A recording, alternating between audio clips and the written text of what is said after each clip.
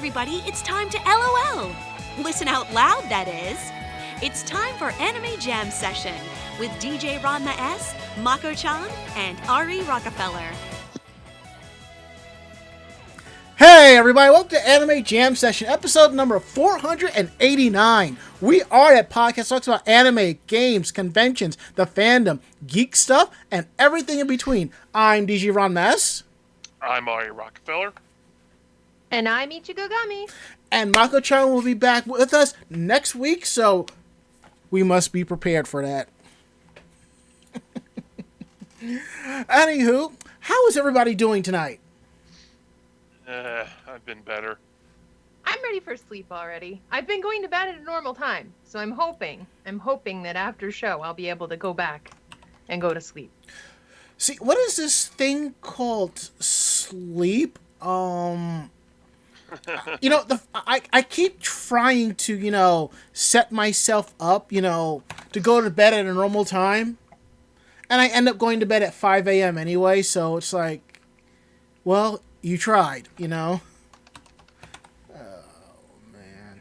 And the funny thing is, it's because of I guess, my day routine is kind of thrown into utter chaos or something. I honestly don't know. But we'll get into that during our weekend day, and all the goodness and all that good stuff. So, yeah, definitely. Okay. I think I'm at the point where I might actually have to invest in a second screen now because I got so much stuff, on top of each other, so I'm flipping back and forth. So I think I need to have, a dual screen setup, but I got to figure out how to properly do it. Mine works pretty well. See, I have a small desk, that's just it. And with my speakers here, it doesn't really play as well as it should, so it's like, I don't know how it's going to work, so. Yeah, that was one reason. Oh, go ahead. I pretty much don't use speakers at all anymore. Just all comes through the headset. I totally get that. It's when I'm listening to my music, when I'm jamming to my anime music, or if I'm watching a YouTube video or something like that. That's what the speakers are for. When I'm streaming, headphones. When I'm working on edits and stuff like that, I put the headphones on, and that's basically it. I just like to have to go back and forth, so Anywho, we are live tonight, week of March 16th, 2021, right here on Twitch TV. You can find us here every Tuesday night, 9:30 to 11 here at Twitch TV/Anime Jam Session. And we're also part of the Voice of Geeks Network. You can find them at vognetwork.com and also streaming at Twitch TV/Vog Network. They kick things off Sunday at 8 p.m. with the Bobby Blackwolf Show, followed by Orange Lounge Radio at 9. And don't forget, we also have a Discord, so come hang out with us there. vognetwork.com/Discord. All shows that are part of the Voice of Geeks Network have their own channel, so come by, hang out, drop some news. We really appreciate that. So, we're going to kick things off and get it going with, how was your week? How was your day? Ari. Well, I got paid today, obviously, Ching. so that's always good. And like I said last week, this is my vacation week from work. Mm-hmm. Which, since I was on the afternoon shift all last week, it started around 11 p.m. Yeah. Which, I would have loved to have been in a day, but, you can't win them all. Mm-hmm. And, just, yes, I haven't left my house in, a day and a half. The only reason I went out today was because, when I woke up, my nose was, super clogged up, and I was, really stuffy, and I just couldn't ignore it, so I went to a urgent care center near me, and it was it's pretty much a sinus infection what I got. Oh, okay. At least you know, so. Yeah, I already got the medicine for it and all. I mean, it was bad because, at some points, when I, dig the stuff out of this nostril, it'll come out, all red and bloody. I'm like, yeah, that's definitely not good, no. Yeah, but I got a couple antibiotics that the urgent care doc put me on, and hopefully by the end of the week, because it's only enough for 5 days, Mm-hmm. hopefully it'll be enough to clear up. That should be fine. I also wanted to get nicer out so I can take my little day trip down to the shore that I want to. Well, that's good. and especially since tomorrow I'm scheduled to get my relief money. Look, I've been checking all week, and it can't find anything. I'm like, you know what? It'll just show up tomorrow. If it doesn't show up tomorrow, I'll just sit down, file my taxes, and just be like, whatever. Because honestly, at this point, because honestly, at this point, with the money I have in my account, I'm not worried right now. I mean, they've extended unemployment benefits till September, so. That and let's see, what else was it? And because it's a 3-check month, I'll be able to pay off all the bills I need tomorrow and just use my third check to, get some things for the living room that I wanted. That's good. Ichigo, how was your week? How was your day? Well, my Twitch fam can tell you, it was a time. Do tell. So, I basically got all my taxes and stuff wrapped up and sent out to. We thankfully have someone in the family who was an accountant and offers to do our taxes every year, and they've done a great job every year. That's so good. We just send our stuff over to them. They take care of it. It's all good. And so that was fine. Like, that's all good and well and stuff, because I try to do that throughout the year just to make sure that I'm kept up with it, because small business. Yay, Right. the joys of a small business. So when it comes to the rest of the stuff, my OBS decided to stop working completely the other day. And by the other day, I mean yesterday. So I basically had to completely revamp my stream for today, yesterday. And it was basically a full, 12 hours of working on it to get it back up and running again. Thankfully, I already have all my plugins and stuff saved to my computer. Mm-hmm. Also, I will have something interesting to tell you guys when we get to our geeky roundup, because it was a weird week. So I'll end it there. It was I a weird believe week. it. I believe it. Now, when you mentioned, how OBS kind of messed up and you had to go through things, I was thinking of, of this. I was listening to one of my podcasts, and one of the sponsors is a company called Backblaze. They will back up all of your stuff for $6 a month, and I'm just thinking about it. I'm like, you know what? Maybe I should invest in that. I'm just saying, $6 a month. It depends on what you're getting, though, because with me, I've done the whole pay to play before. Like I told you, I had No. This is just a backup service to back up all of your files, regardless of what it is. Oh, well, there are many services out there that'll do that. I know, but there are some services. The more you have to back up, the more they charge you. This company is I'm sure that this is just an entry-level thing. It's not. It's just straight up $6 for everything.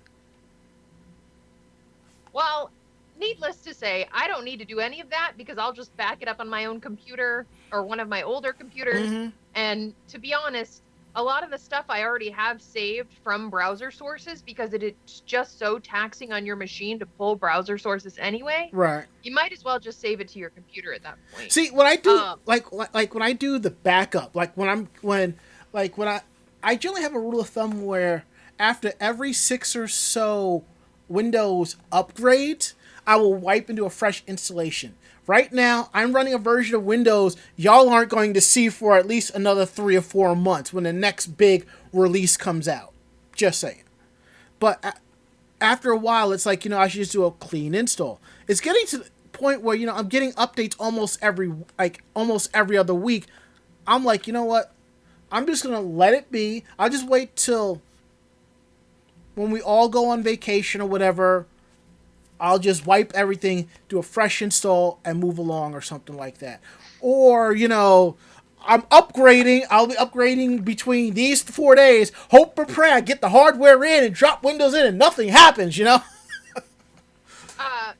yeah, in general, I have done so much evolution through using OBS, then going to slobs, checking out XSplit, going back to OBS, doing all the stuff. So when it comes to streaming and things like that, I have it kind of down to a science. Like, I've got all my plugins specifically saved to a folder on my computer. Yep. So it's basically just like, it's all the downloading, and then it's all the art stuff. So it's all the stuff I like to do, yep. which is, I revamped my logo a little bit. I revamped the way that it's presented on my stream, so it's a little bit more. Siatabiri says, the improvements were very nice. Thank you, my dear. I appreciate you. I appreciate you guys and the Jamily over on my channel. It's just one of those things that I was like, how can I take the extra time that I have? Because I kind of tried to view it as a blessing. Right. And just do the rehashing and the reorganizing of all my sources and all the scenes and stuff. You know how it is. Yeah. On, like, the way it is organized and all my cameras and stuff and redoing them. So I got very, very meticulous with it. And now, as long as there's no problems, because what it was, I think, was that a Windows update made my system unstable. And then I had to go back in and just deal with some stuff. But then I ended up finding out that it wasn't Windows. It was actually that a plugin got corrupted somehow. So, end all be all, like, it's all fixed. It's all good now. It looks great. So I'm happy with it. And now it's just doing the fine tuning to get it to where it was before. I've discovered you'll never get it back to where it was before, but it'll be like in its own path where it's better than it was before. So I'm perfectly okay with that. Exactly. And if it's better, then that's perfect. Also, I can picture Ichigo sitting at her computer with a cup of tea, typing what has to be done, click, send it, have a sip, wait for the next command, do this, do that, click. Just have a sip. It's like she's got it down to a science. I see that. I can see that. I wish I could get away with that. Because, no. I will just back up everything, throw the flash drive in, do the Windows wipe, and I'll just go to my TV and watch TV, and I'm just looking for the reflection. I even do this when I have to do the upgrades. I will just, it's like 1 a.m., okay. Run your update. I'll go watch TV, and I got an eye on the TV, on my, I'm looking at my TV in a way where I can see the reflection off my monitor, so I know what stage is at, depending on the color of the fucking screen. And then it'll just go black, and I'm just like, and then I'll see Yohane come up. I'm like, okay, it's done. When I finish watching this show, I will get up and log in. And I'm over here just like, ride it until it breaks down. Fuck it, we die like men. Da-da-da. Look, we will definitely get your machine upgraded, We will get it upgraded. I have various contingent savings plans, through Stash and through, squirreling away money at progressive, deposits into an envelope on my bureau. Yeah. And maybe I'll show that next time. Yeah, well, and Ari, to be honest, what I'm gonna tell you on the nerdy nom-noms or our Geekin' Day thing, I might, what you hear might surprise you. And that's not clickbait. You sound like clickbait. I was saying it's not clickbait, but yeah, what you hear might surprise you. So yeah, Ranma, how was your weekend day? It's the same as it's always been, except that I've done some more shopping. It's like I've bought 3 anime DVDs that are not really out of print, but actually one of them is out of print. The other 2 is on Blu-ray. That's basically has been it. Remember a few weeks ago I talked about the SATA cable that I bought for my PC so I can rerun everything. It's still sitting here. I have yet to install it because I've just been I'll get around to it when I get around to it, and I really need to do that. Other than that, it's look like I've said. I've been unemployed for about a year, and my weekend days basically is going to be the same unless you follow me on social media and you see check in at Ichigo Gami's and you'll see a picture of me wearing the full white bodysuit similar to Walter from Breaking Bad, and you'll see the both of us waving. It'll be something like that, or me hanging out with Ari in his living room. Yeah, or hanging out with Ari in his living room, or at Mako-chan's holding a beer or something like that. I mean, other than that, it's always going to be the same, which and I don't mind it, because I'll say this, as I've said before, because of the way the government has run with unemployment and money and so forth. I am not in dire financial straits. My bills are paid and I'm good.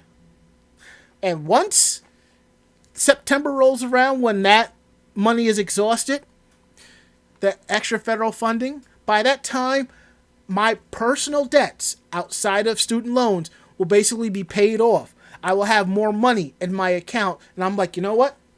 Now let's see about finding a job.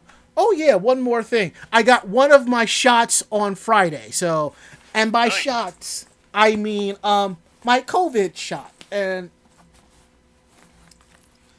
what makes, I mean, I wish the card was a little bit smaller, but you know, it is what it is. So, and I don't get why people hide, like, blur things out. It's like the only thing that they write on here, for the most part, is your name and your birth date. That's it. And then the dose, the date, and where you went. That's basically is it. But you know, I mean, the internet, unfortunately, is one of those places where people with that little amount of information will still go out and be malicious.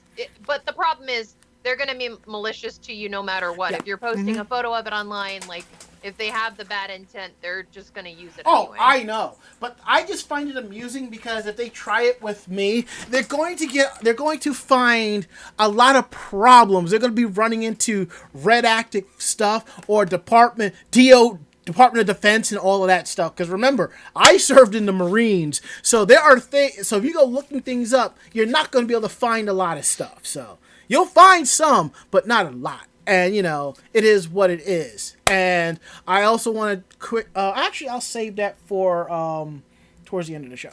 But other than that, that's basically has been it. That's been my weekend day. I get up, I watch TV, I doom scroll on social media for like a total of an hour throughout the day now. And I spend most of my time catching up with my shows, watching anime, and playing video games. And I'm on, and that's basically is it. And I'm okay. Let's see, moving on. Housekeeping. Come on. There we go. We're going to try to get some guests on the show. I'm working on something where we'll have like a guest on monthly. I kind of want to do a spin-off show of like talking to a guest like on Wednesdays for an hour or something like that. I don't know how that's going to play out, but I'm figuring that out. We're going to see how that goes. Me and Under the Pale, we're still working on our show together. It may be coming back in the next couple of months. We're just figuring out like a perfect time, you know, to do this because schedules do change and so forth. That's basically is it for housekeeping.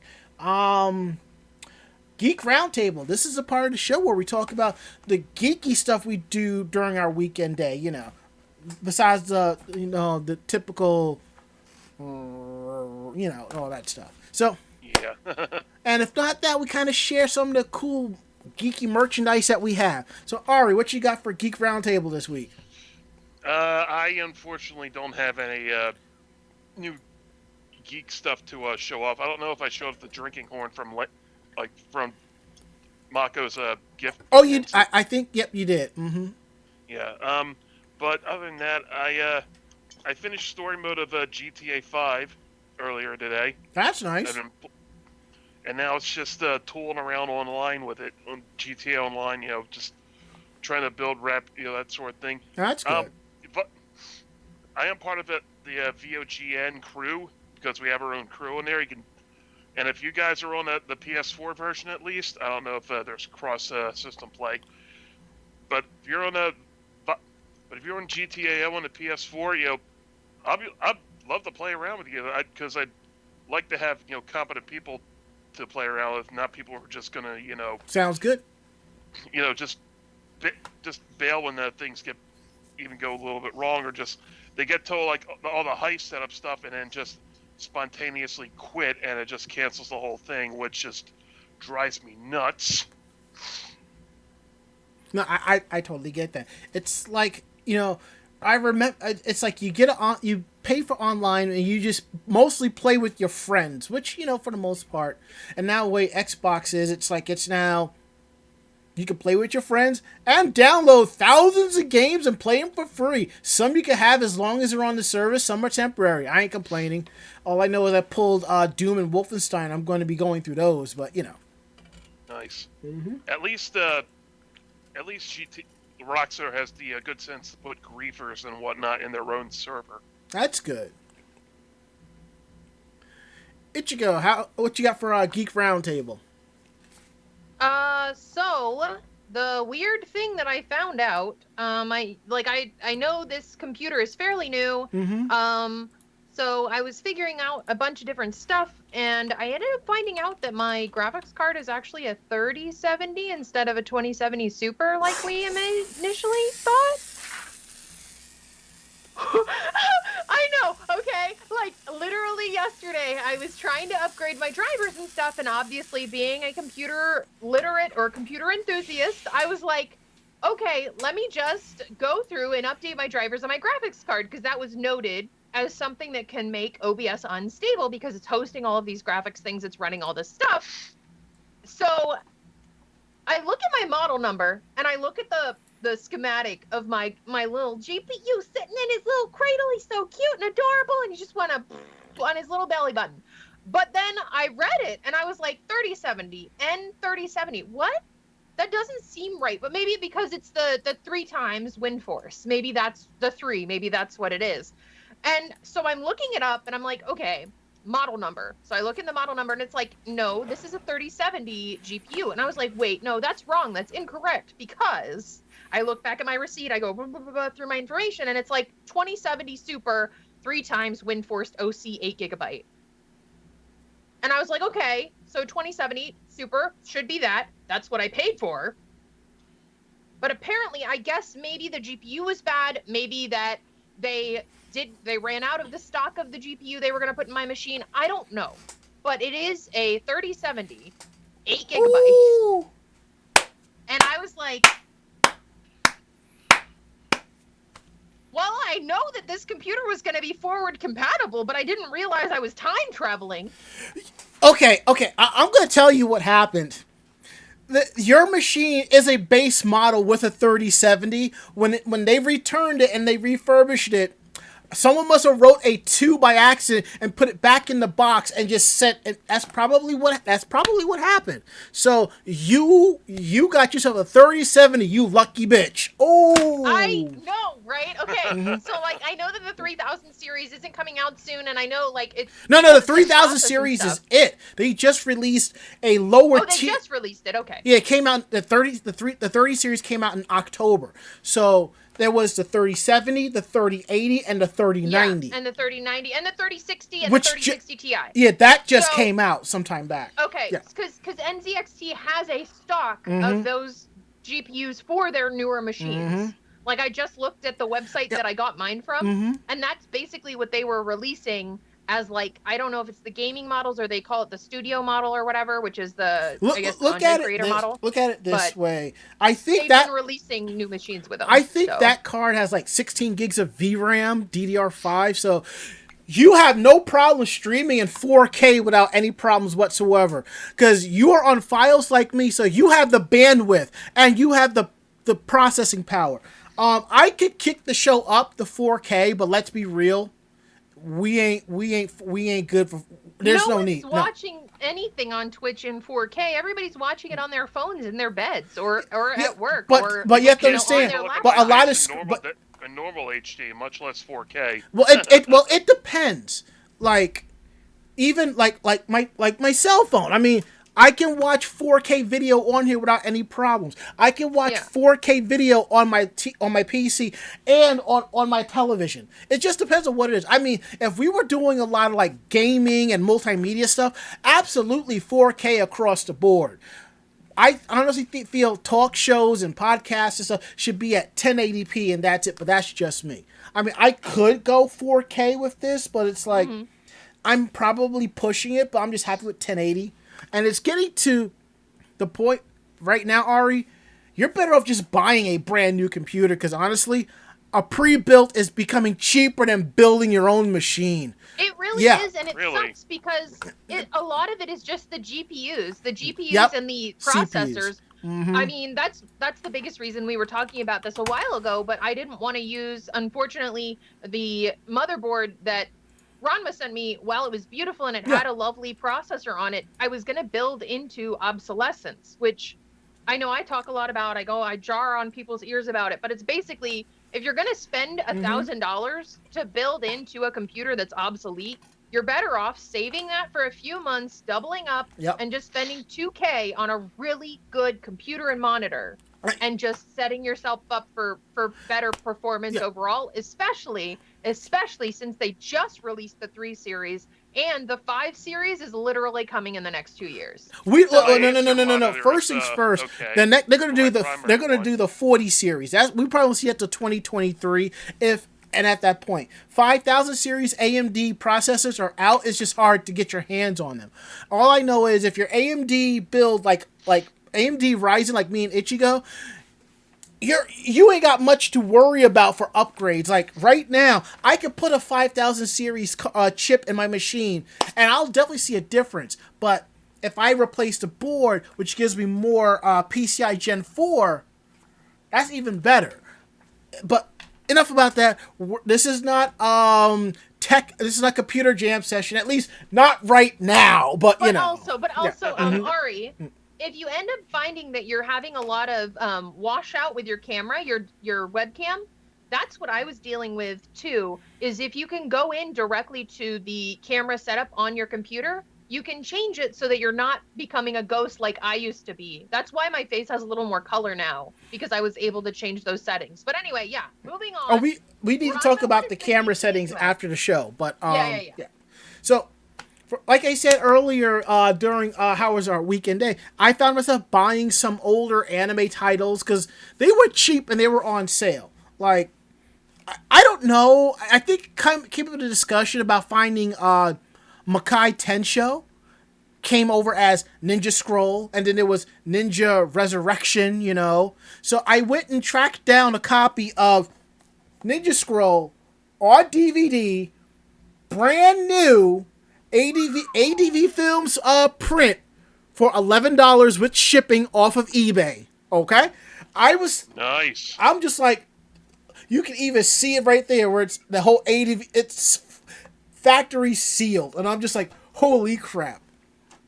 And to reference back to Bonds 006 Anime Jam CNET, bro, I've been talking for almost a year about opening a tech session of my personal blog, but I have yet to get around to it. So now I have Ninja Resurrection, I have Ninja Scroll on Blu-ray over there in the corner. I'm good. And yes, Ninja Resurrection has both OAVs on here, so I'm good to go.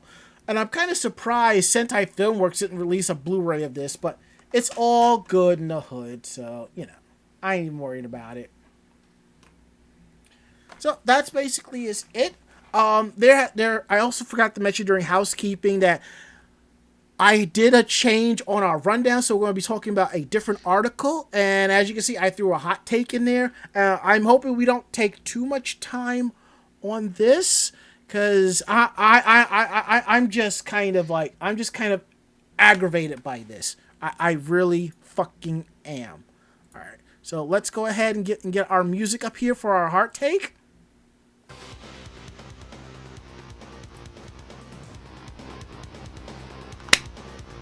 Okay, so this week's hot take is similar to another hot take I've done a bunch of episodes back. I call it cosplayers that don't know what the fuck they are doing, and the cosplay photographers that enable their bullshit attitudes. I found out earlier today that over in Long Island City, there's going to be a cosplay photo shoot at one of the parks over there. So I look at the event page, and basically they're saying, come as you are. There's no information about social distancing, masks, or anything like that. And I'm just like, what the fuck? Just because some of us have gotten the vaccine, that does not mean we can walk around without a goddamn mask. Alright? Social distancing photo shoots is a thing now. There are people who are doing social distancing shoots, and they're showing a picture of them wearing masks with their cosplays, and then going into it. Fine. It's like I've said, I have no problem doing an outdoor shoot. My limit is 5 people. All 5 of those people I must know, or they must be able to vouch for each other, whatever. And they must have a mask. If one of them cannot show up and say, I want to bring somebody else in, nope. I don't know the person that's coming in that hasn't been vetted. So that shit's not going to happen. It's like I've said, we should not be talking about events in the cosplay community like this until 6 to 8 months after the last percentile of people have gotten their second shot. That's it. Or their shot period if it's one of those single shot. A lot of Pfizer? a lot of places are pulling the single shots. Like the Javits Center was open 24 hours. During the day, it was the 2-shot vaccines. Overnight, it was the 1-shot vaccines. They pulled that. Now, the second thing is you can't come as a normal cosplay. You have to have a spin on the cosplay. For example, you cannot come if you come as Ash Ketchum. Now, if you do a spin on Ash Ketchum, like a punk style, or you get a onesie or whatever, and walk around with a belt and be like WWE heavyweight champion Ash Ketchum or something like that, then that's what they want. They are encouraging those types of cosplays. Now, y'all know me. I love originality. I love seeing people's takes and spins on original cosplays and so forth. But not everybody can do that. I don't think it's fair to exclude somebody who can't do that. If they have just a regular Joe Schmo cosplay, they should be able to go to the shoot and and have their pictures taken. If they can't do a OC style or whatever, no, I don't think that is fair. This is absolutely ridiculous. Wait, is this being organized by a specific group? Or is this just being organized by random folks? Because especially with things like, there's a photography group down here that specifically focuses on costuming, cosplay, and photography with specialty needs and uses. But it's organized within a central group, and there are specific themes for each photo shoot. Nope, nothing like that. It's just one person who's organizing this. Well, then, unfortunately, that's a case of it's a private event at that point. No, it's not a private event. It's not a private event. Okay, Ranma, when it's being planned by one party, that is basically a private event. They can make it public, but if it is being held by one person, that is basically a private event.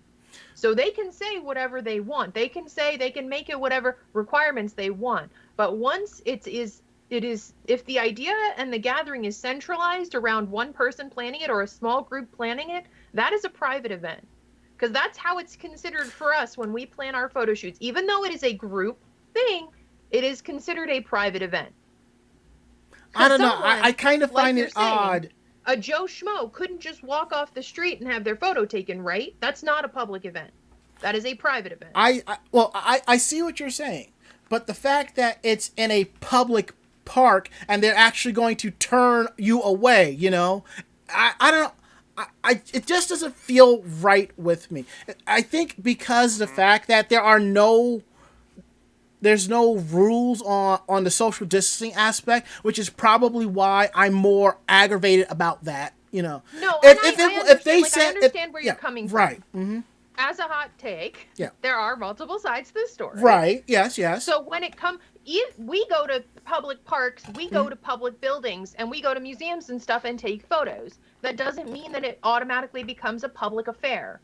That doesn't mean that anybody can just show up, even if they're in costume, if they haven't paid their dues and they haven't made sure that they are, like, the organizer is aware of it. Unfortunately, what you have incurred is basically an organizing Karen.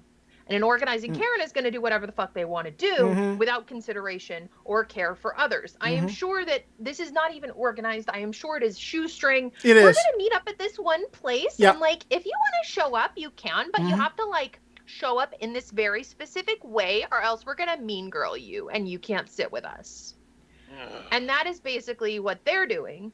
And unfortunately, I have seen many a tale of cosplayers doing this, cosplayers and photographers, and just con attendees in general recently have been misbehaving. Oh, I know. And now, a lot of see, if you set now, if the event page says we're doing a theme or we're asking then that's fine. You know me, I'm all about tact. It's how it comes across. If they were more tactful and describing how the shoot is going to go, then I wouldn't have any problems with that whatsoever. Well, they are trying to host a multi-person event while there are things still in place where you're not supposed to be having more than 4 people in a public area within 6 feet of each other. So, like, do we really expect them to be tactful? They're probably the people that wear their mask under their nose and then get upset when people tell them to fix it. Probably. Or dick-nosing their masks. Just so you know, the last time we had something like this was back in September. It was in my backyard of Coney Island. The difference was it was just a cosplay photo shoot. You can have an OC. It was fine. But it was a massive showing. I actually lost a couple of friends over that because I was railing against it. And yes, I actually went down to the precinct and showed them this and be like, I just want to let y'all know this is going on. And I just let it be. And that's fair and that's reasonable. And honestly, like I always say this, I don't understand why it's not still a felony. I don't understand.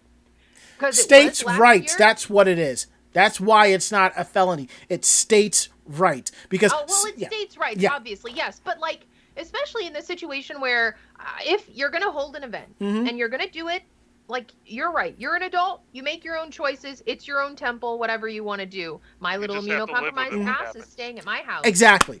For a long time. But when you're doing it, make sure that you have, 1, a contract for your attendees. 2, if there's any payment you have to do, because taking photos, even in public parks, requires certain licenses and certain fees to even just shoot there for any commercial purpose. There have been multiple cases where cosplayers have had their photos taken down because state park rangers go, whoop, I know that rock. I know that very specific rock. It's interesting that you bring that up because about 15 years back, something like that happened at Central Park. I think I was there with David Ang and a couple of others. The park police basically said, we have no problems with you doing these types of photography. It's fine. It's the fact that I think we were there on a Sunday and you need a permit for Sunday. Other than that, it was just fair game across the board. So, well, I can also imagine go ahead. One of these edgy little cosplayers is going to do something with his props. So hey, get a picture of me slicing a mask in half. There are some of these cosplay kiddos out there that don't know proper graveyard respect, that don't know proper state park respect, that don't know that leave no trace means leave no trace. None of your little anime undies, none of your little lip glosses or lipsticks, none of your wig hairs. It means leave no trace. And that you do need fees because a lot of it is commercialism. When you commercialize these state parks, which is what they're doing, if you're selling photos, if you're taking photos of your cosplay with intent to sell, that is a business, that is commercialization. These parks don't want to be misrepresented in that way. And because they are federal, they do have the power to enforce shit. Yep. So when you go out there, the thing is about, let me just say this real quick and then we'll get into tonight's stories. I got into a pissing fight with somebody about photo shoots in a graveyard. My thing is this. I have no problems if you're doing a shoot in the graveyard where the stones and the markers are from the 17th century, the 18th century. It's so where that you can't really read them anymore. Yeah, it's more of the more closer like people who passed in the 1900s, 1960s. For you don't know. The people, their descendants could be living in the area. They might find it disrespectful that you're shooting there, you know? Okay, I have to disagree. And the reason why... Okay. I have been to many picnics that celebrate the dead. Hi, I'm a goth. Welcome. And we respect the grounds, but we do dance with them. We do celebrate their lives and things like that. And we do it at the Arlington Cemetery. We've done it at different gravestones and graveyards and things like that. But we, one, obtain permission and pay the proper fees and or get the proper contracts to relegate the space for our enjoyment / the soul's enjoyment. Wait, and stop, two, we're not dicks about Stop. Ichigo, when you said that you obtain proper permission and so forth, that's okay. It could be that cemetery where it's like more younger, more people from this century there. If you have the permits and stuff, then that's fine. I don't have a problem with that. As long as you have your ass. But if you're going to be like, they're dead, what do they care? No, I have a problem with that. The biggest issue I had was the issue where there were multiple younger cosplayers that were bare-ass sitting on gravestones, were showing and desecrating graveyards, and just in general doing, like, gross things. Like, they were just being gross in a graveyard while there were mourners. You know something? A few years back, there was a Hetalia photo shoot Oh no! at the Jewish Memorial in Anime Boston. That was extremely reprehensible. Everybody condemned it. The cosplayers involved tried to defend it, but no. I didn't think anything could be just as bad. You just said something. You just described something that was just as bad. What the? No. Just no. Good Lord. But yeah, so moving on, let's talk about some news from Japan and anime and stuff like that seems a little bit more or rather less or maybe more insane. Sorry, just read the first headline. Yeah, like I said, I have to let me throw this in here real quick. I thought I thought I fixed it on the back on here, but I only fixed it on the website. But the episode for today is aptly named "Some Kind of Blast Effect." Yeah. That was the last bit of faith in humanity I had. So yeah.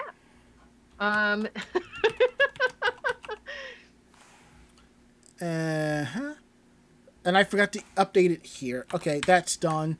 That's saved. Okay. And that should be it. We should be good. I don't even know why he has the forced Twitch refresh since everything is right there. So I'm going to go ahead and update that. And we're going to get into this. Now, it's far and few when the bullshit and the drama and our fandoms go mainstream. Yes, you might find it on Anime News Network or somebody's blog or something like that. But it kind of stands up and take notice when it hits CBS News, CNN, Fox News, MSNBC, ABC News, Then it's like, what the fuck? And this popped up on NBC News yesterday. And I'm just like, what the hell? So basically, an Ohio man is accused of a bombing attack on the boyfriend of the woman who told him no. I am extremely riled by this. Okay? I have no alcohol for this. I've been drinking water. Basically, an Ohio man who was a LARPer playing a LARPing game called Dagger Here delivered a pipe bomb to severely wound the boyfriend of a woman who told him no. Clayton McCoy of Cleveland, Ohio, was arrested and charged with transporting an explosive device with intent to injure and using a destructive device in a violent crime, according to a federal criminal complaint. The victim was seriously injured after opening a package bomb inside his Manchester, Maryland home back on October 30th. Shrapnel struck his chest, legs, and front of his body, and the victim wasn't released from the hospital until November 17th. He is still going through rehab, and I'm glad he's going to get better. The victim's girlfriend has known McCoy for approximately 7 years since McCoy became a member of the Dagger Here community. And like I said, it is a LARP.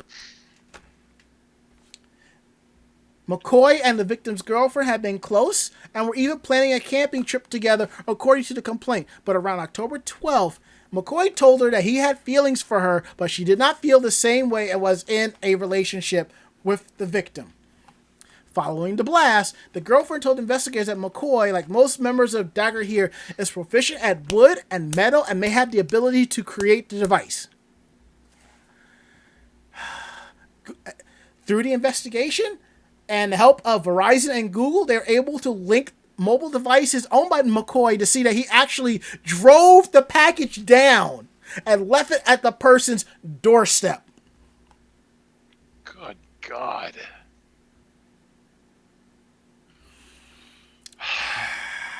I bet he thought of himself as such a nice guy, too. But wait, there's more. The case itself is pending, but 8 years ago, he was convicted of sharing child pornography online via an undercover investigation, according to federal authorities. He was sentenced to 4 years in prison and was forced to be put on the state's sex offender registry. He is not under probation, so this federal arrest has no impact on his previous Ohio case. What the fuck? I'm angry. I am literally angry, okay? I understand rejection sucks. I get that. I've been through it. You have to accept the fact that she doesn't see you in that way, and you have to let it be. Also, now, they have been friends from what I read about 7 years. You mean to tell me, if y'all are tight for 7 years, you didn't know she was seeing somebody? How do you not know? No. Now, okay. Now, wait. Let me get to that. Okay.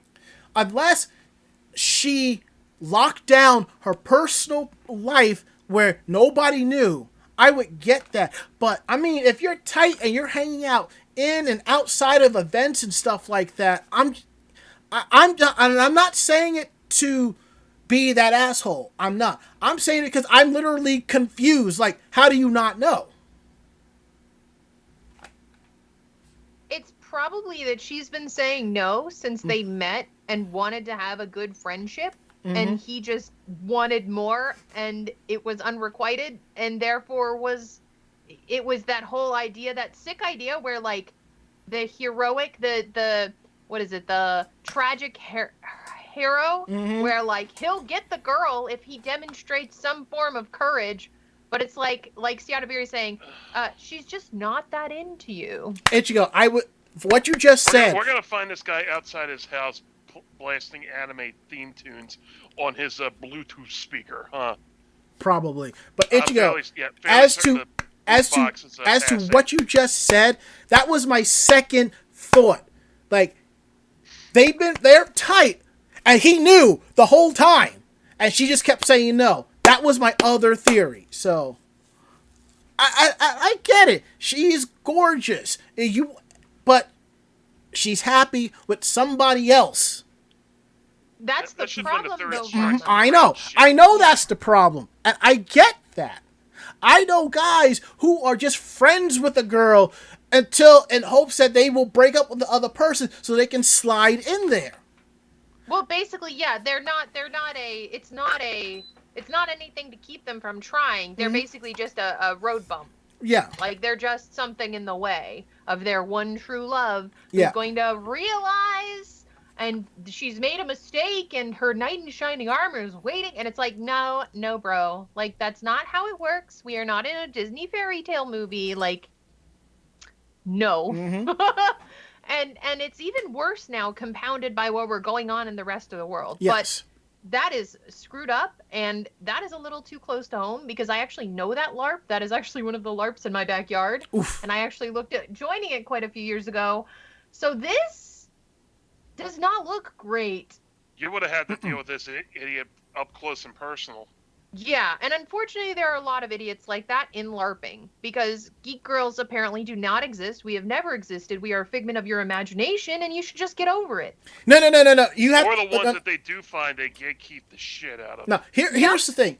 Here's the thing. Most guys, what they want is a geek girl who is not tall, but slender, slim, well endowed, got the right curves, and is nerdy. To them, that is a geek girl. Where they feel like if the girl is fluffy, just doesn't look whatever, to them that is not a geek girl. Let me just say this. Geek girls come in all ranges of shapes, sizes, colors, and everything. The same thing with geek guys. We come in all ranges of shapes, colors, and everything, You don't know. Round is a shape. Oh my God! No! Hot tea. They just want to be the center of a harem anime. It's true. See it to Mary. In your case, wouldn't it be a reverse harem? For me, no. I'm Demi, but I'm usually A, so I don't give a fuck. See it to Mary. What you said about that? They just want to be a center of a harem anime. Just to be sure. I want you to know. I knew a guy who was polyamorous, and his main goal was to turn his life into a harem anime by collecting cute girls at cons and heavily flirt with them, okay? I want you to know something. It didn't work. He was called out for his bullshit this summer, and many women came forward with his accusations and the stuff that he did, and when I called him on his shit, he tried to lie in my face, and I'm like, I'm fucking done with you. I am absolutely done with you.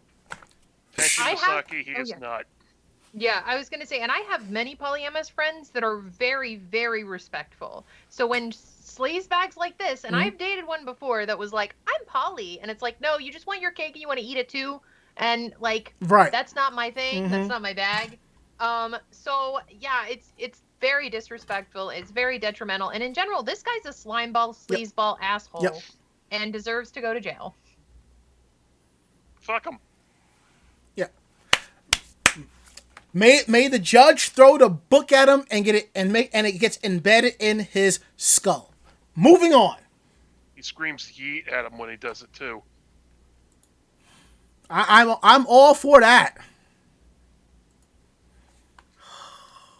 Hearing someone scream yeet before you lose consciousness. What a way to go out. Basically. Anywho, let's talk about something good, like about Vertical and Kodansha merging. Ari, what's up with that? Let's see. Kodansha USA Publishing announced on Tuesday, as part of the quote-unquote next phase of Kodansha's English language publishing program, that the company's Vertical brand has changed its name to Kodansha Books on social media, and Kodansha Comics has changed its name to Kodansha Manga. The company stated the changes to bring all the titles from Kodansha Comics, Kodansha USA International, and Vertical under a unified Kodansha. The company also launched its new homepage at Kodansha.us to house all those brands. And they also have a new logo, too. I will post a link to their new website in the chat for you all to peruse. I just noticed that I guess the .us suffix is coming into play now. Yeah, a lot of domains are coming under that. And when I was putting together the outline, I couldn't even pull up their old I think I couldn't pull up Vertical's old Facebook page. It was already pulled. Yeah, because US has just been .com by default. Anyhow, Vertical's Facebook page announced on March 4th that changes are coming to KodanshaComics.com, ReadVertical.com, and this social channel.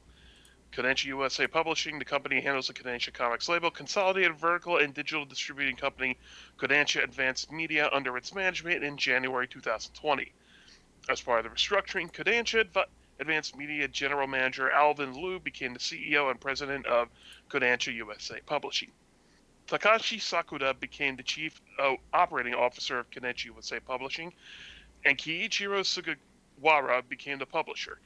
Ivan Salazar, who was a former PR and events specialist under Comixology, became the senior marketing editor for Kodansha USA Publishing. And also that guy has a name like a survival horror video game villain.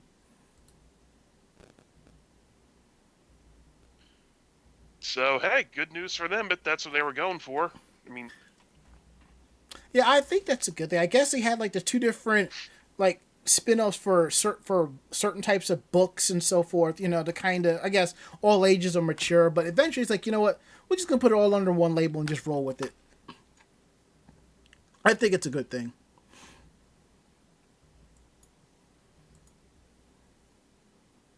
Mm-hmm. All right, now we talk about some myth busting. This is kind of interesting. I wasn't expecting this. You know, honestly, I'm not surprised. Kari and the rest of the group over at MythBusters have definitely exposed themselves to be huge nerds, and not only nerds, but anime nerds. Ichigo, let me just say this real quick before you get into the story. There used to be a convention up here in Long Island called Icon, and the company I used to work for, it would sell these shirts. And it would say, one would be like, it was Ninjas versus Pirates with Chekhov's. Like, one would be like, Ninjas win, one would be like, Pirates win. If I'm not didn't one of your buddies sell yes. the t-shirt too? Yes. I believe Kari signed one of those shirts, and he had it up on display in his booth so people can see it, and it kind of helped with sales. That's awesome. Yep. But yeah, in general, you've seen Adam Savage's monologue to cosplay, and the rest of the group is not shy of it either. However, Crunchyroll has a lovely article about former Mythbuster Kari Byron reacts to the science of Dr. Stone, which is one of the more recent releases. There's a lot of science going down in the world of Dr. Stone. So who better to formulate some thoughts on it all than former Mythbuster Kari Byron? The host of Crash Test World sat down with Crunchyroll to check some footage of Dr. Stone and react to scenes going into the detail and plausibility of the various scenarios. So there is a video about it, and the ones that they tend to bust, I'm just trying to make sure. Mm-hmm. Okay, we're gonna. So the ones it looks like they bust are one in the kitchen, one about the stone stove, and a few others about various materials and or experiments that go on within the show. Sounds You can good. watch the video that excerpts all of those things in the article, or read more on Crunchyroll's website. You know what it reminds me of? Like, number one, that like this one panelist I saw a long time ago discussed the physics that involved, you know, high-powered marksman rifles and jiggle physics together. And two, it's like those series of videos like, you know, this, like someone in this profession reacts to how this profession is portrayed in movie, TV, whatever. Sounds interesting, yeah. Mm-hmm. And speaking of interesting, I think we finally heard the last of Hideaki Anno, unless he decides to do another reboot of Evangelion. Don't give him any ideas. We can only say get in the goddamn robot Shinji so many times before it stops being funny. True. So true. Or is it getting the fuck... You know what I mean. Mm-hmm.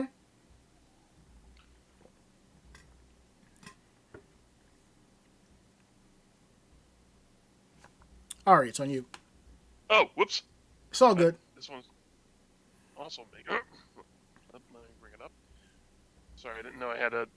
Ugh. So, where is it?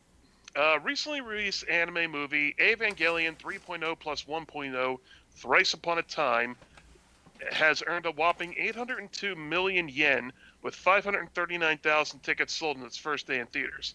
The film was released at 466 theaters across Japan on March 9th, selling 21.7 more tickets and earning 23.8% more at the box office than the opening day of Evangelion 3.0 You Can Not Redo.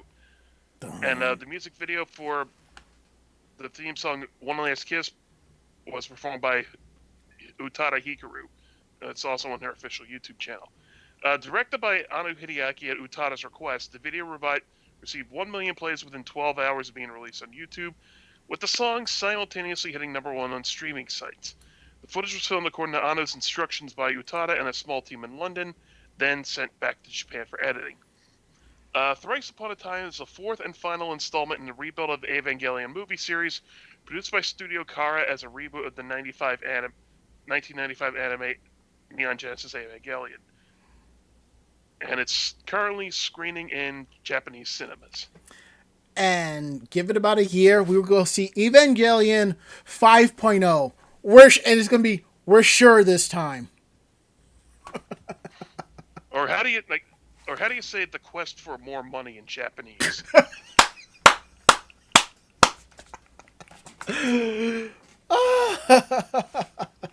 Hang on a second. Oh boy.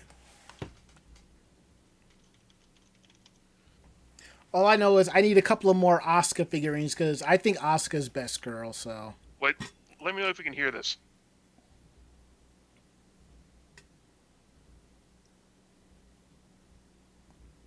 Not hearing Did anything. that come through? Nope. I'll just put the link into the chat. Actually, hold on. I may be able to do something. Hold on here. Thank you, Theo X75. Choke out Asuka this time. Ugh. All right, hold on. I'm going to reroute my audio. Let's see if I can get it to work. Also, I just remembered that the line is the search for more money and not the quest, but same difference. Want to try it again? No, it's fine. It won't do it because for some reason I think through a certain update when I redirect my audio outputs I have to shut it down or restart something. But let me see if I can play it through the speakers and my microphone picks it up. Try it again.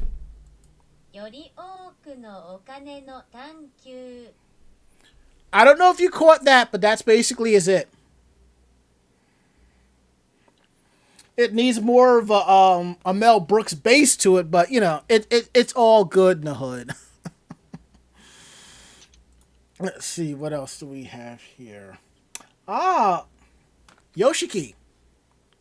He's a popular person. Who's this one? You or? This is me. Oh, okay.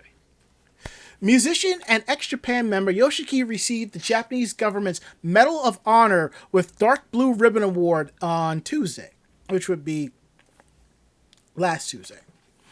Yoshiki has actively donated to various organizations in the U.S. in 2020 through his Yoshiki Foundation America nonprofit organization. Last March, he donated $24,000 to Meals on Wheels to support the organization's various LA branches, and also donated $100,000 to the Music Cares organization to promote health and welfare of musicians.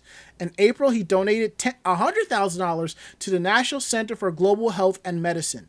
The Medal of Honor with dark blue ribbons goes to individuals who donate more than 5 million yen, which translates to about $46,000 to government institutions towards public well-being. For those of you who don't know, X-Japan's most notable anime contributions were the songs in the X2 music video collection and the later X movie. Animation was done by Studio Madhouse, which adapted both productions from Clamp's X manga. The surviving band members, Toshimitsu Toshi Dayama, Yoshiki Hayashi, Tomoyaki Pada Ishizuka, and Hiroshi Heath Mori reunited in 2007, 10 years after they first disbanded, and 9 years after the death of guitarist Hideto Hide Matsumoto. That was really awesome. Honestly, X-Japan and Yoshiki have been living past like just the title of being celebrities and have kind of been moving on into philanthropy and like just creating like a good energy in the world and stuff. Yeah, for a second, I thought he was going to say sainthood. Not I mean, like, you might as well. Maybe. Saint X Japan. No, I'm kidding. It would be great. Saint Yoshiki. I mean, Saint Yoshiki, the grand patron of J-Rock, you know? Saint Yoshiki does sound like an anime title too. Let's be real, Ichigo. You want one of those? You want one of those candles? You know, like this with Yoshiki's face on it. The votive candle. Honestly, I have a friend who's been doing that for a lot of the officials, even Dr. Fauci candles. They've been doing it as fundraisers, and it's been fabulous. I don't actually keep a lot of candles, but it's been a nice thought, and the money has been going to good causes, so I'm like all for it. I mean, there is a bookstore in Manhattan, Stand, where you can get Golden Girls patron saint candles, and I think there's ones. I think they have ones of some of the politicians, like Bernie Sanders, you know. Yeah, especially with like his signature mittens now. But yeah, or like in our chat here, twitch.tv/anime jam session, we have Siadabiri going, Daisento Yoshiki. Yeah, that'd be cute. And then we also have, oh yeah, so there's just a lot more talk about Evangelion and stuff. Oh yeah, I found it. It's exciting to see that they're still being able to participate in culture, and it's not that overbearingness that we have with a lot of, I guess, like American stars and stuff now. It's just that they're out there doing good deeds, so it's pretty cool. Yeah. And to answer Siadabiri's question about Yoshiki or X Japan doing an ending theme for Saw, what they did was it was Yoshiki. He did the main theme to Saw 4 called IV.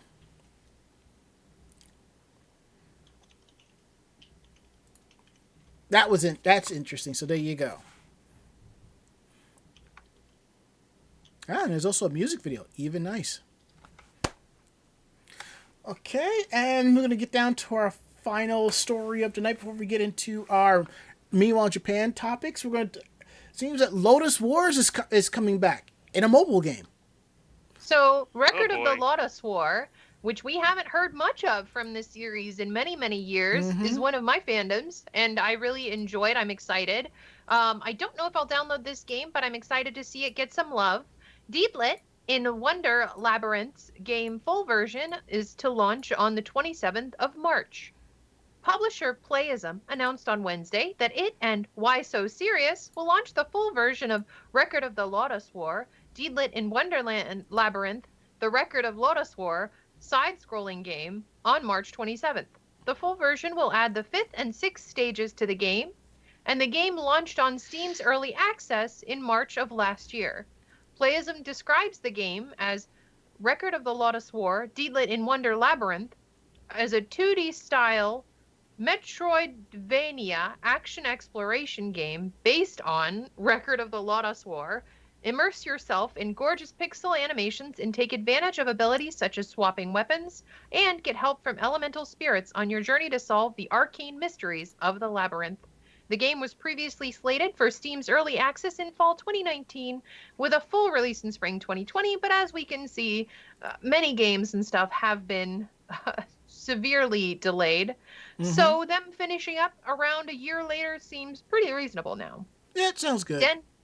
Den Fami Nico Gamers Tag Team Ladybug, or Shin Megami Tensei Synchronity Prologue game, is developing the game itself. The game centers on Deedlit navigating a dungeon alone, and Lodoss to Senki Sayaku no Hokkan, or Record of the Lodoss War, The Pledged Diadem, shipped in August 2019 as the first new novel from the franchise in 12 years. Atsushi Suzumi launched a manga adaptation of the novel in Kadokawa's Shonen Ace magazine in October 2019. So it's nice to see this older series get a lot more love. I love Nice. I love Deedlit. It's just a good, wholesome series all around. I mean, it has blood and gore, but, like, it's a wholesome series. Yeah. I may pick up this game and play it for Steam and probably stream it. We'll see. I mean, Ichigo, since Deedlit's your homegirl and you have a beast of a machine to play it, just saying. I mean, it's a mobile game, so Is it? I thought it was also a platformer too. It said it was a mobile game. It said it was Metroidvania-like, but it was a mobile game. Yeah, and when you hear mobile game, you usually think free to play. Or microtransactions. Freemium, that's the word. Well, let me take a look at something real quick. No, it's a Steam game. Oh. Oh, duh. Sorry, I just read that. I just read it was Steam. Yeah. I don't know why my brain was like... It's because I'm ready for sleep.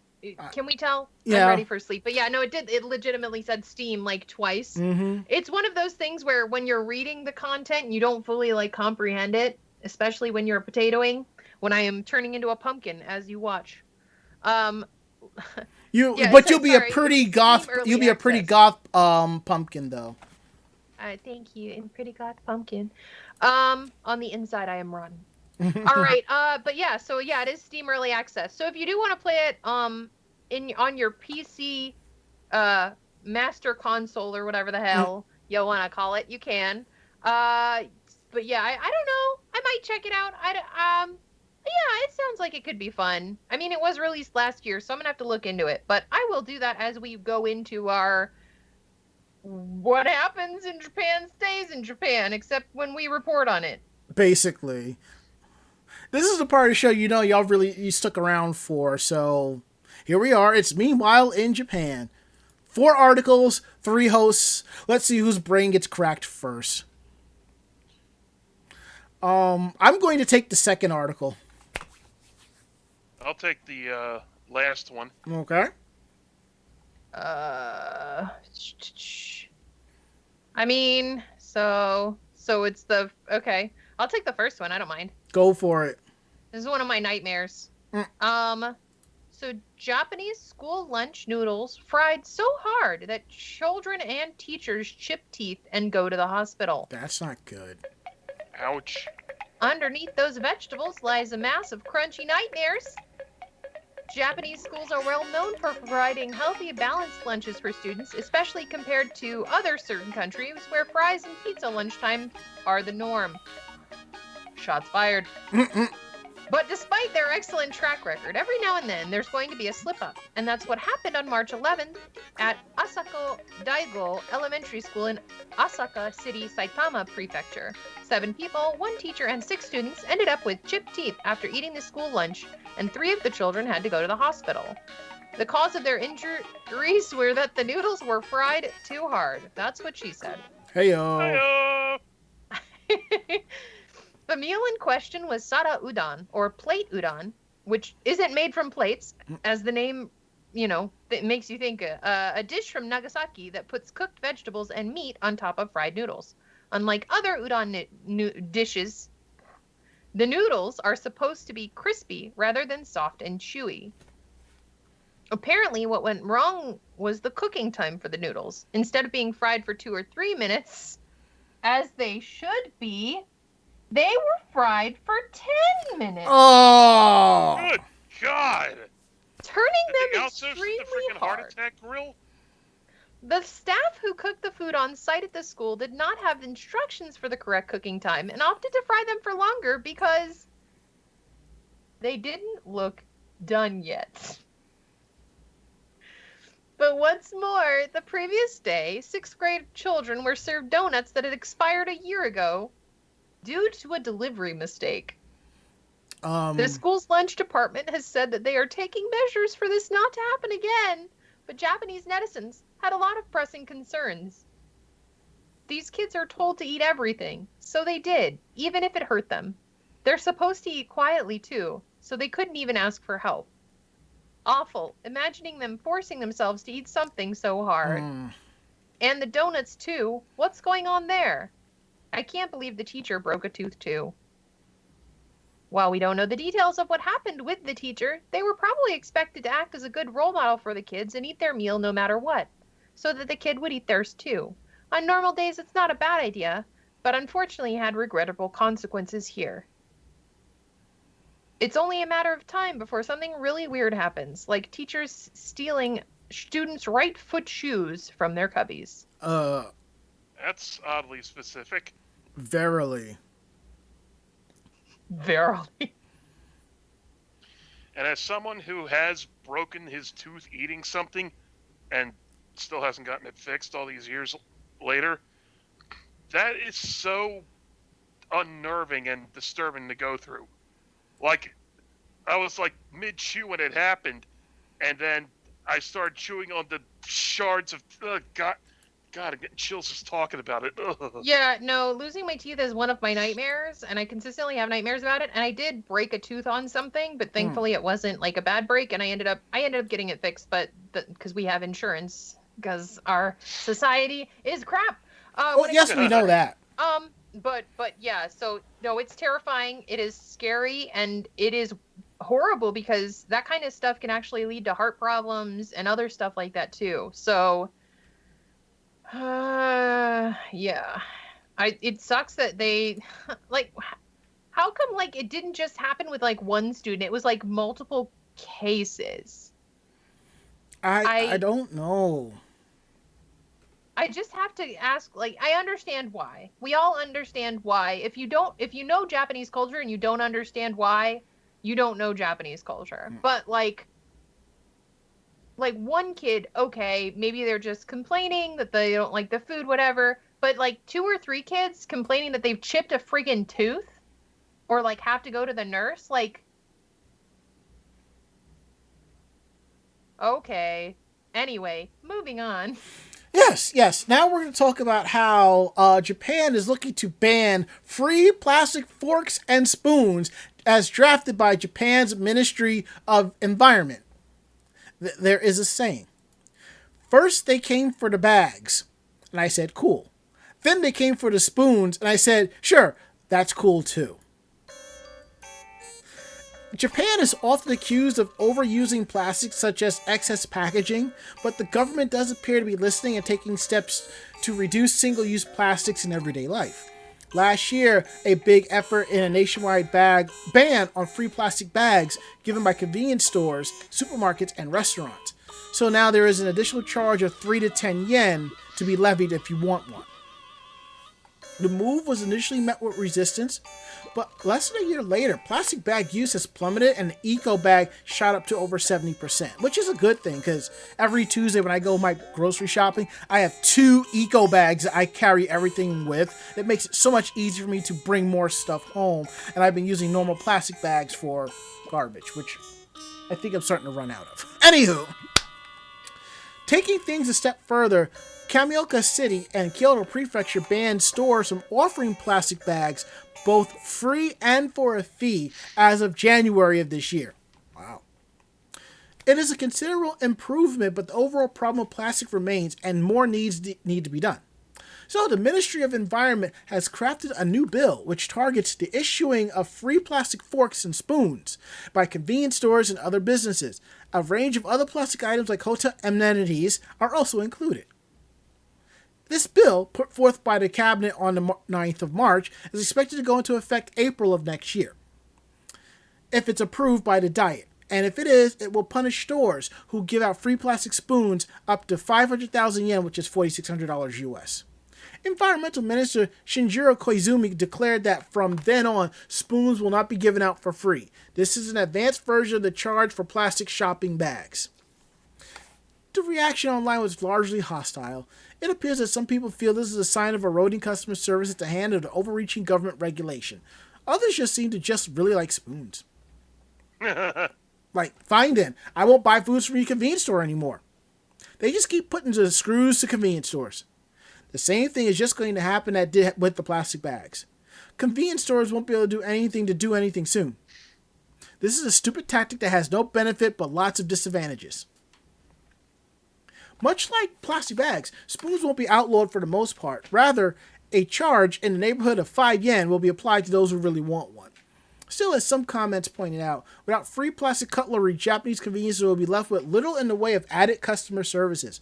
All that will remain is banking, courier pickup and drop-off, movie and event ticket sales, bill payments, high-quality photos and document printing, free Wi-Fi, and the occasional cancer screening.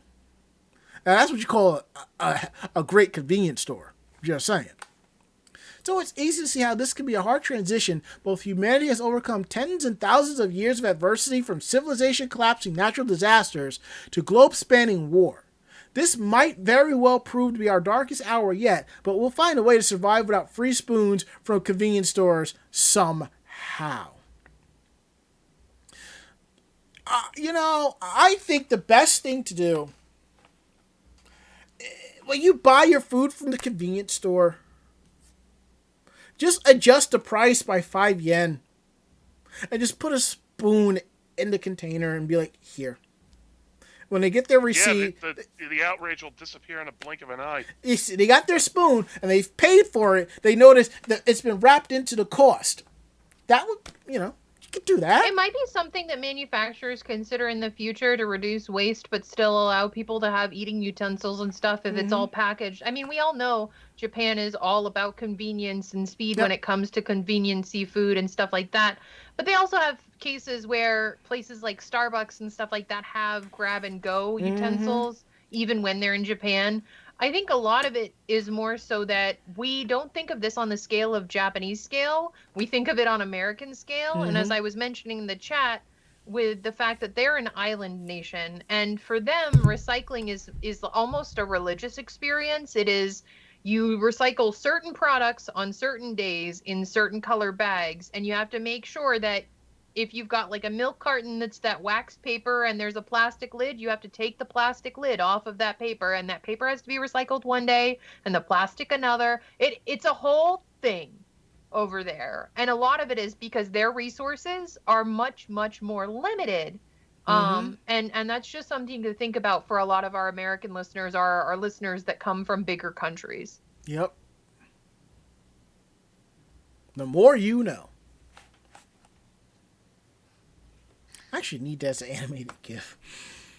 All right, and I think we have one more story left. Wait, what about two of them, don't we? No, we're only going to do one of each. Okay, I'll go with mine then. New capsule toys from Japan let you carry plush fried food wherever you go. Name.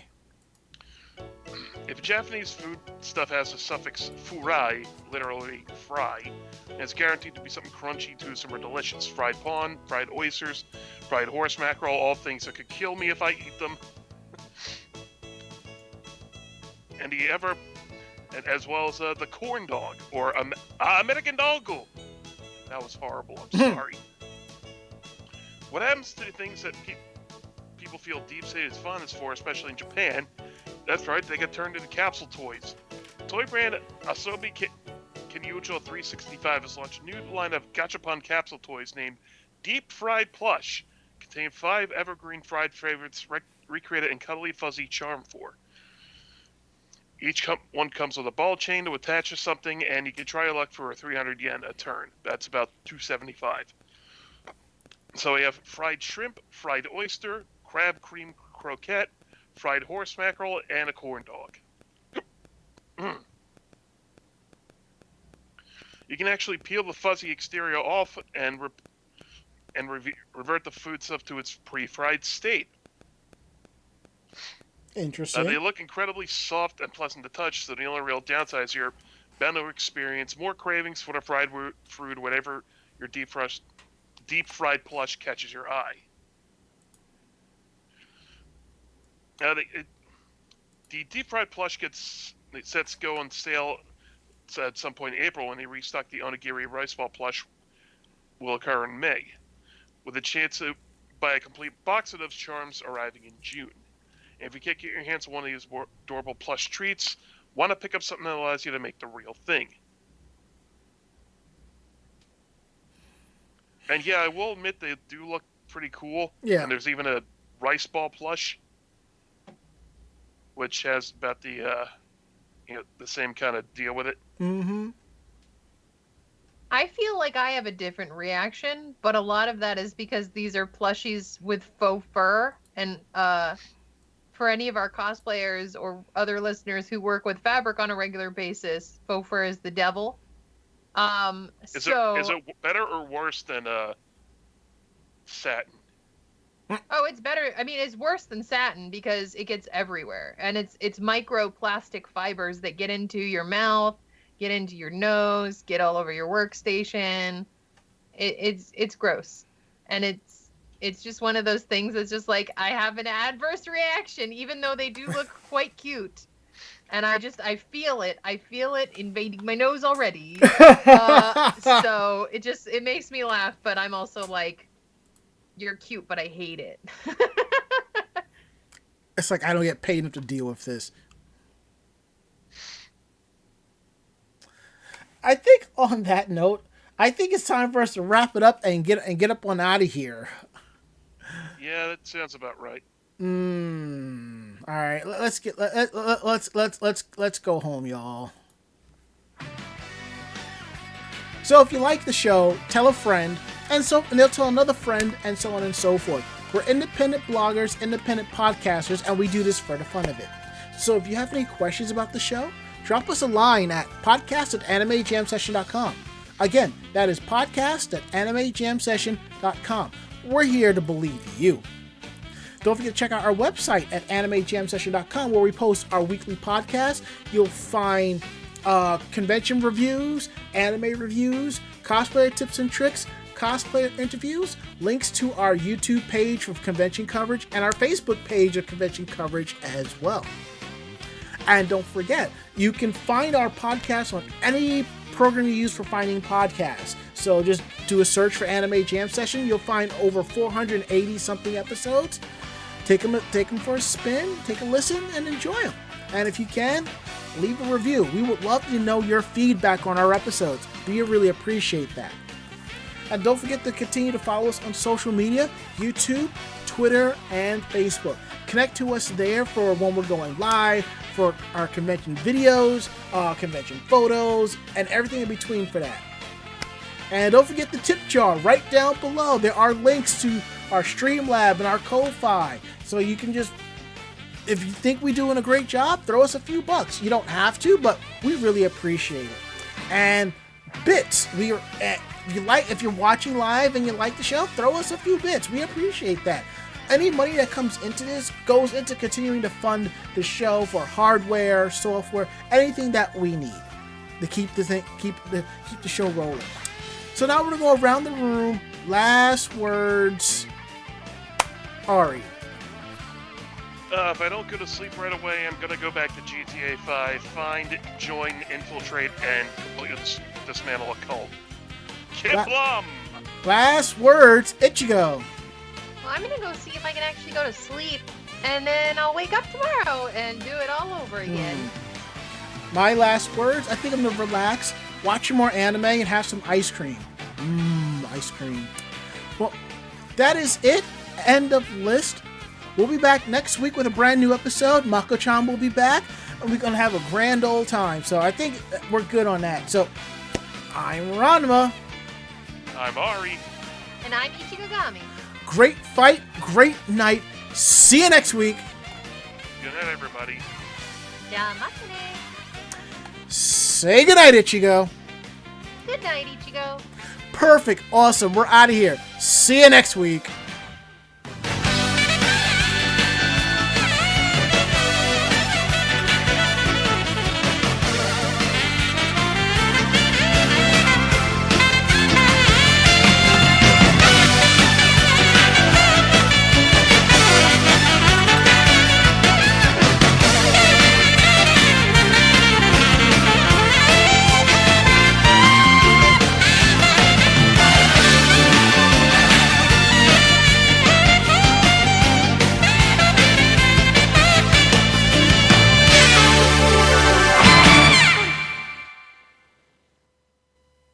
This podcast has been a production of Anime Jam Session and AJS Productions. No fanboys and fangirls were hurt, maimed, shot, electrocuted, or pistol whipped in this episode. For now. The views, opinions, and thoughts expressed on the show do not reflect the staff or the network as a whole. But we're still right, damn it! For transcripts of this episode, start typing. Check us out at animejamsession.com. and vognetwork.com for more information about us and other programming. Jamatane!